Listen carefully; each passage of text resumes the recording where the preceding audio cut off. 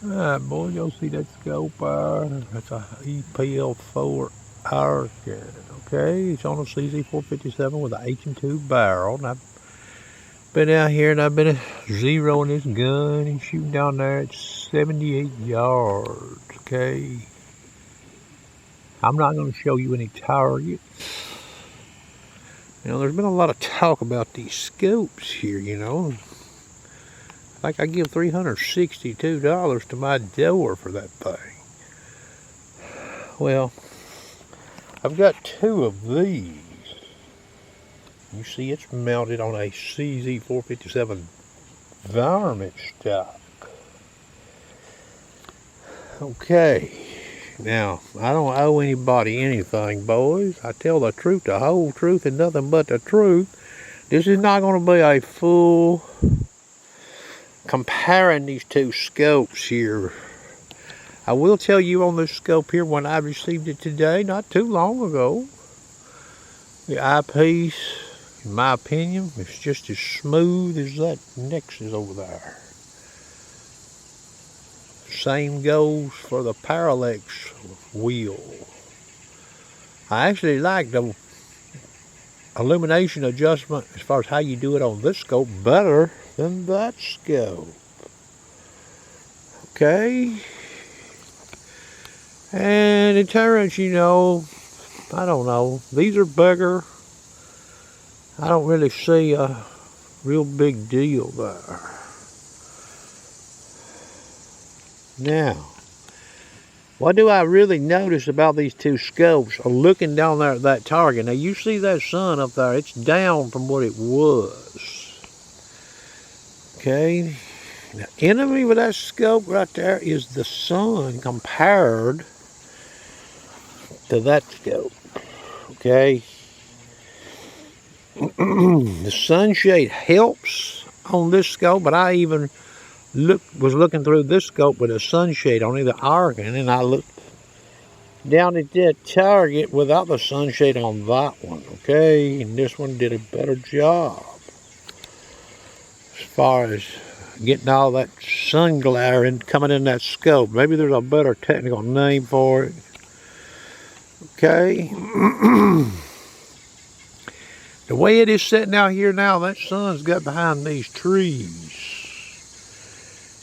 And, you know, I had an expensive Zeiss one time. I've still got a night force.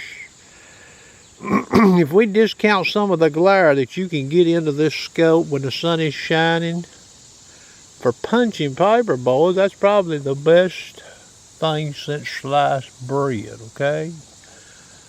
No joke. Now, I've been aiming at the intersections on that target down there, okay? And I'm going to zoom this camera in so you know what I'm talking about. Them 1-inch squares, okay? I've been shooting at them down there at various powers on this scope here. Even shot some at 24 now. This is Arken scope.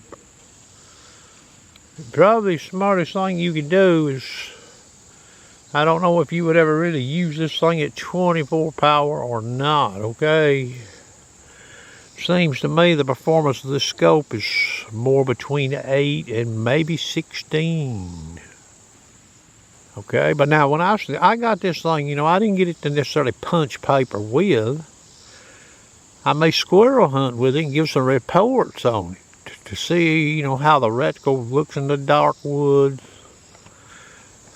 Now the illumination probably is not quite up to par with this scope here, the Nexus, but one reason for that may be this has got a dot in it, the Arken. This has got a little cross in it, the Nexus.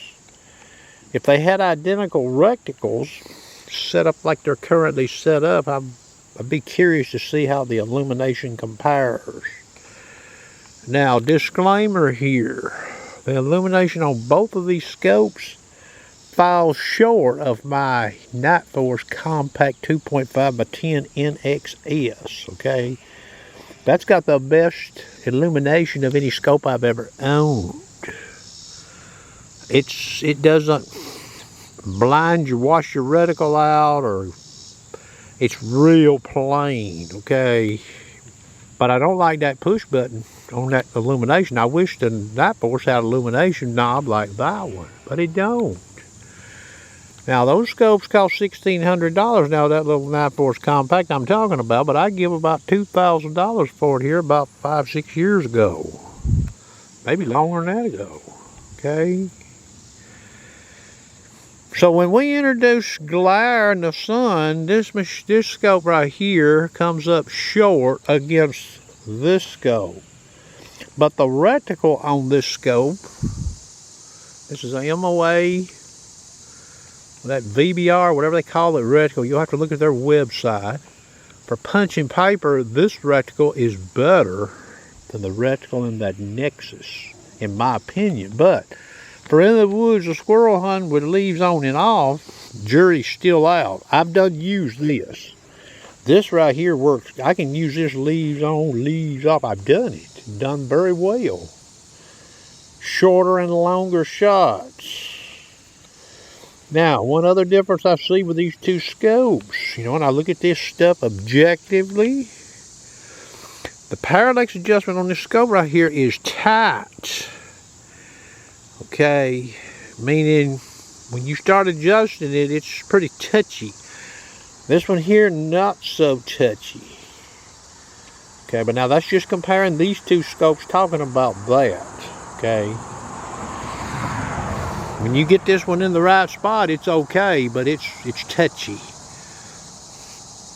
Okay, so if I went down there and moved that target, for example, if I moved that target back 5 yards, 10 yards, put this scope on 12 power, I'm going to have to adjust it. Okay.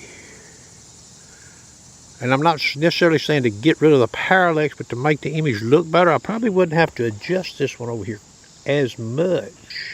I might be able to actually pull off a better shot with this one, not even adjusting the parallax. The Nexus Element scope. Now that's a $1,499 scope. That's a $362 scope when I bought it, just here this week. Now, not everybody's got a lot of money, and people want to get into shooting. I don't think this is a bad buy at all, okay? Now, I hear all the ranting and the raving, watching some of these YouTubers, okay? I didn't get paid to do this video, and I ain't been supplied any of this equipment. Everything you see in this camera here is bought by me. Now, I want you all just to remember one thing. Old sharpshooter's no fool. And I've been playing with guns since 1972. And I'm 62. I'll be 62 in April. The best equipment don't make you the best shot. Just remember that. Okay? A person could walk up on a rifle range with that $362 scope right there on a rifle and wax your ass, and you could have the highest priced Night Force or Zeus or whatever on your gun, okay? They could wax your ass. It's possible. Alright? Just remember that. I don't care what people use. I'm not going to tell anybody to buy anything. I never do. Okay?